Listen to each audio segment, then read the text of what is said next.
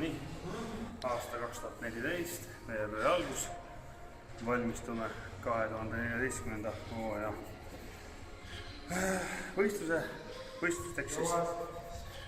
Võib öelda, et 2 kuud on sellist tillinäppimist ära tehtud, et nüüd tuleks hakata juba vaikselt liikuma selles suunas, et raskused suuremaks läheks.